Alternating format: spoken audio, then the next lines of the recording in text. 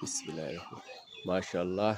আমার ছাদ বাগানে করলা গাছ অলরেডি করলা এসে গেছে। আর এটা হচ্ছে আনাসের গাছ, আনাস বা সিম গাছ। এটা হচ্ছে করলা গাছ বা ধুন্দুল বলে, ধুন্দুল গাছ। আর এটা হচ্ছে বটবডি, অলরেডি বটবডি এসে গেছে, বটবডি গাছ।